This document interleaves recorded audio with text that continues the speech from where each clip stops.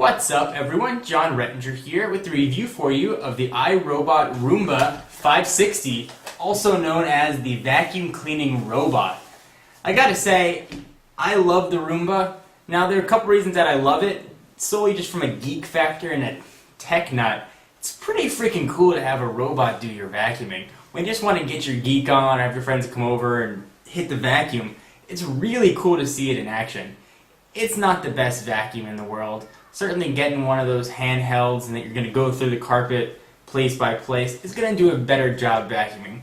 But that's not really what the Roomba is about. It does an adequate job vacuuming, but it does it without you having to do the vacuuming.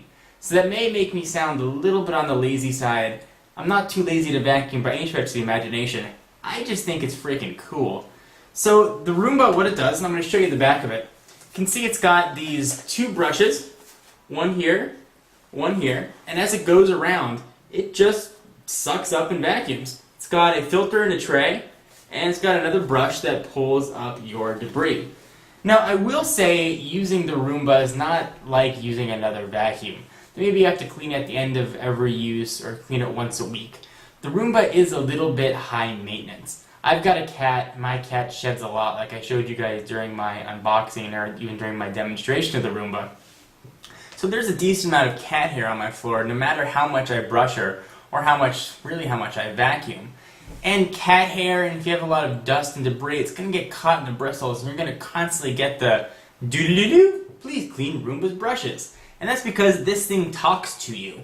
If it's got an error, it'll tell you what the error is. If it needs its filter cleaned, if it's full, if one of the brushes is dirty or needs to be cleaned, it will tell you, which totally adds to the cool factor. I know it makes me sound a little bit geeky and dorky, but I'm a tech reviewer. I'm a geek. It's kind of what I dig. So it does, like I said, an adequate job of cleaning. You can set it to clean. It'll clean your entire house or apartment up to 4 to 5 rooms. And when it's done, it'll come right back to its dock and charge itself.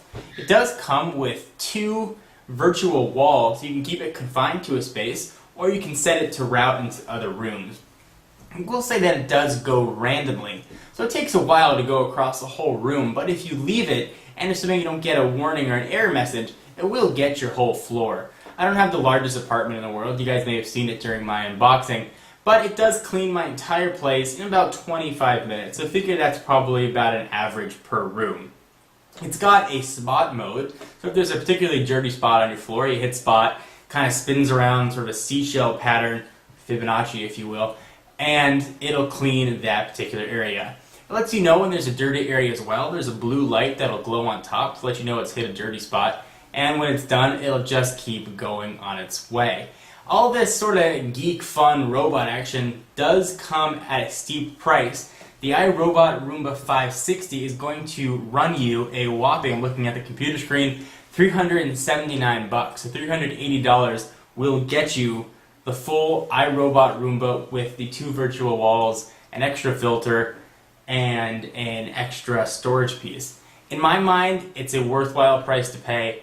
Like I said, it's not that I'm lazy to vacuum, oftentimes I forget. My girlfriend has allergies, sometimes friends come over, and if I don't vacuum that day, they can have some sort of reaction.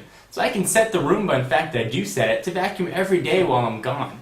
Every day at noon, this little guy is going hard at work, vacuuming my floor without me having to worry about it.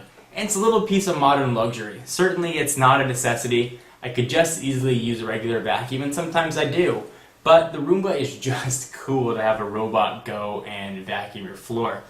You can set it, like I said, to schedule it. It's got a clock. It does definitely an adequate job of vacuuming. If I have to rate this on a 1 to 5, on a solely vacuum scale, so comparing this to all other handhelds, probably only gets a 2.5 to 3. But comparing this or giving this a score rather, on an entire package, so knowing what you're getting an automated robot vacuum, it's gotta be a 5. It really is just cool. Check out my demo if you haven't of the Roomba in action, and you can really kind of see the neat factor to it. And I know this sounds sort of silly, but oftentimes I sit there and just watch the thing vacuum, where easily I could just take the vacuum and do it myself, but it's just kind of fun to watch. It's cool to see the cat chase it around and kind of bat at it and get scared and run away. It's just enjoyable. If you have pets, they're going to get a kick out of it or hate it. One one of the two. So guys, hope you enjoyed my short overview and review for you of the iRobot Roomba 560. I'll put the link in the sidebar for some more information on the iRobot Roomba in case you'd like to purchase. For exclusive content, be sure to follow me on Twitter, twitter.com/John4Lakers.